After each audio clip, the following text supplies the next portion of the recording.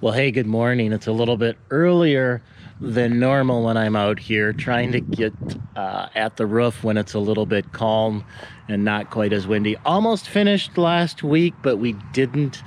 I got pulled into the office, you know, all about that fun stuff. So came in over the weekend and it was just too windy again. Yesterday was too windy, so maybe third time's the charm. Out here early in the morning, I did, even though it was windy. I'm gonna give you a little sneak peek of what it looks like, because the other side was done and I did get all the trim on there.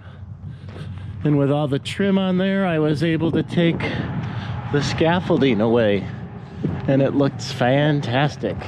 So we're gonna crack away at it today. I think those last 6 sheets will get done, and then I can get the trim and pull the scaffolding and get after the ridge. Pretty exciting, we're getting close.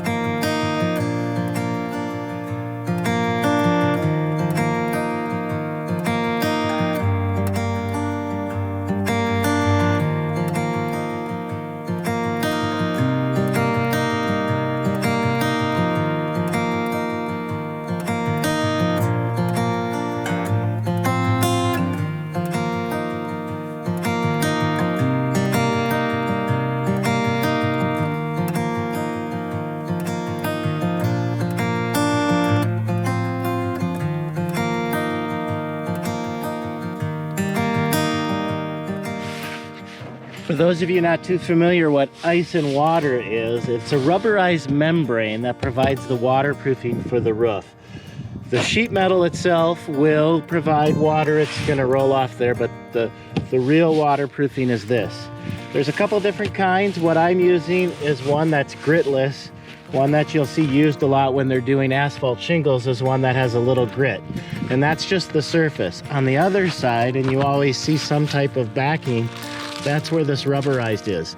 Now it's still a little cold. I think we're not above 40 yet, so this stuff is not very sticky. When it warms up, when it gets sun on here, this stuff is a nightmare to work with. It turns into icky, sticky goo, but that's a good thing, because as we take the toe holds off, and they're held in place by a nail, when I tap that nail in, and it warms up, it just seals around the hole right there, which is also why we can use this with the old sheet metal. So wherever these screws end up on here, we're gonna get that water protection.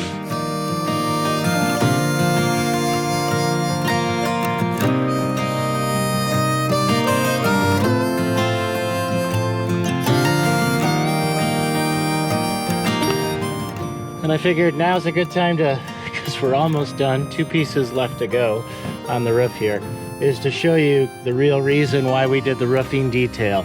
These are the 2-inch screws that I'm using. They're a number 12 roofing screw by Tech, T-E-K, fasteners, Tech screws. They do have a little drill bit tip to them if it focuses there.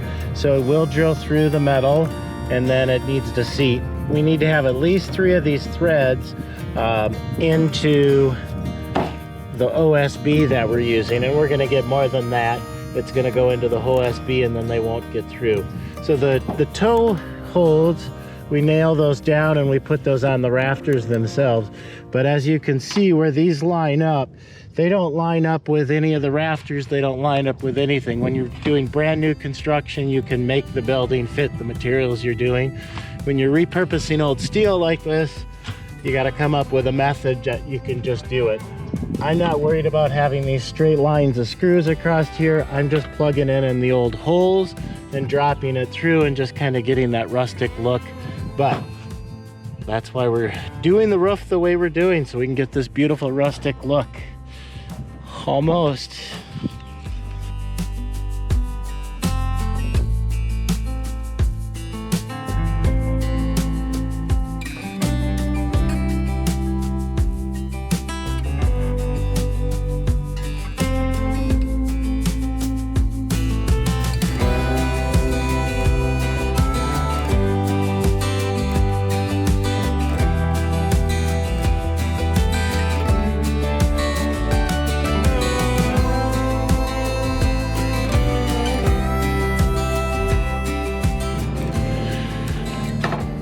Criminy.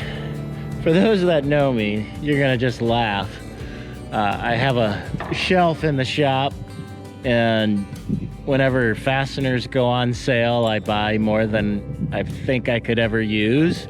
I have 50-pound boxes of nails and 50-pound boxes of screws, and probably enough fasteners that I thought to work forever during quarantine. I just used my last tech screw there, and I have that little strip to go. So the whole reason I keep so many screws is so I don't have to stop a project and run to town to get some. I'm stopping a project to run to town to get some bloody screws. Hey, but doesn't that look awesome? We're gonna get her done today. Woohoo!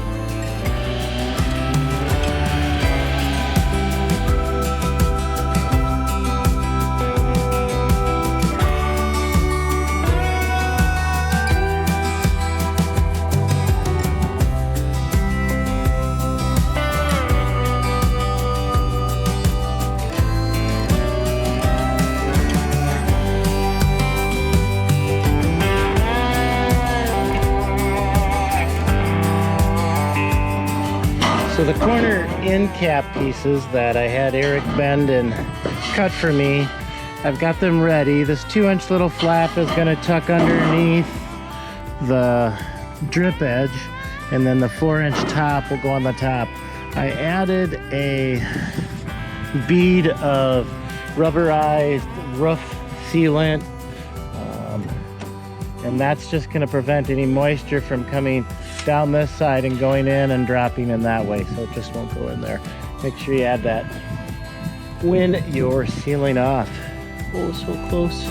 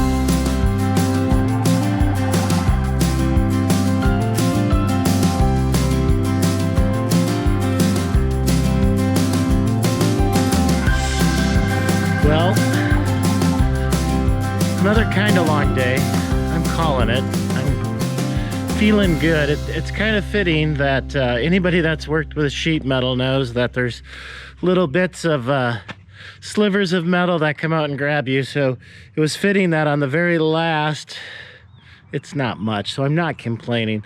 The very last piece of metal, I got my little bite and a little bit of blood. So now I can say there's blood, sweat, and tears on this timber frame. Let's see. Thought I might finish with this video. I don't know what day it is for the video's sake. You figured that out by now. I lost track around 20, 21, and 22. So this is the end of one of those.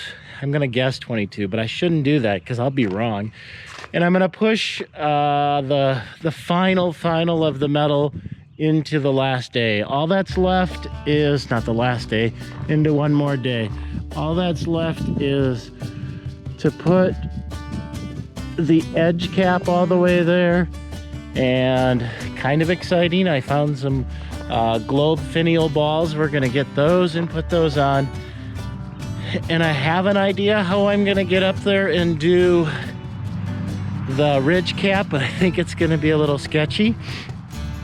So I don't know. So that might be a good full day of just getting the ridge cap on and cleaning up around it and getting some good pictures of it to share kind of on that before we move it into the final spot. Anyways, a long day. Thanks for watching the whole video. Really appreciate it.